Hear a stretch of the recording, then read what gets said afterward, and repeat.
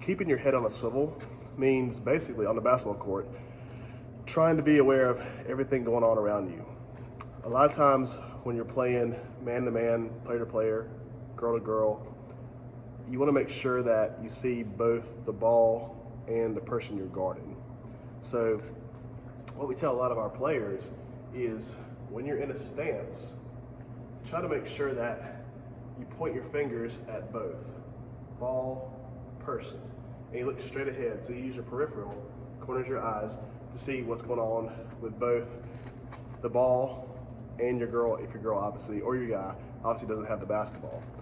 A lot of times you'll get yourself in a lot of trouble by just staring at the ball, because then you lose sight of where your girl or guy is that you're guarding.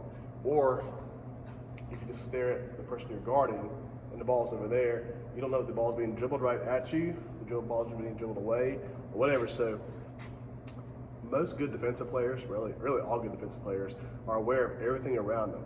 And they're also keeping their feet moving. They're always tapping their feet because they're ready for the next thing to happen. They don't want to be flat-footed, and all of a sudden the ball's being, driven to the basket, and then, oh, I gotta react. Oh, my girl or guy's cutting. Oh, I gotta react. They're always, again, proactive. They're trying to be one step ahead of things and trying to anticipate what's going on around them, so that they're not being compromised or put in a bad spot one way or the other, whether it's guarding the ball away from the ball or guarding their girl or guy away from the ball as well. Another thing, or another aspect of being aware of what's around you, is the ability to not let anybody cut past you. So there's a phrase called "don't let anybody cut your face" or go across your face. So for instance, if I'm guarding like this, and here comes my person cutting to maybe the high post, okay? So I don't want them to cut across me. I want to step up, try to bump them and send them behind me. So if I can keep people behind me, which means basically I'm staying between the ball and the person I'm guarding, then I'm pretty much in good shape. If I let them get ahead of me, and now it's ball, person, me, I'm in a bad spot because basically they can catch the ball, do what they want to do, and now I'm on the defensive. Not the defense, but I'm being defensive because now I'm pretty much at their will. So it's a battle of small games inside the big game. I want to try to win that game as far as bumping cutters and sending them behind me early.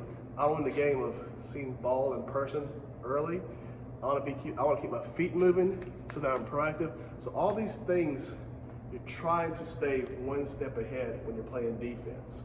And when you're playing defense, understand that typically the person that gets the lowest is going to win most of those battles, and the person that makes the first contact is going to win most of those battles. So again, if I'm here playing defense and my offensive player, the person I'm guarding, is down maybe the short corner area, the ball's up there, and he or she flashes.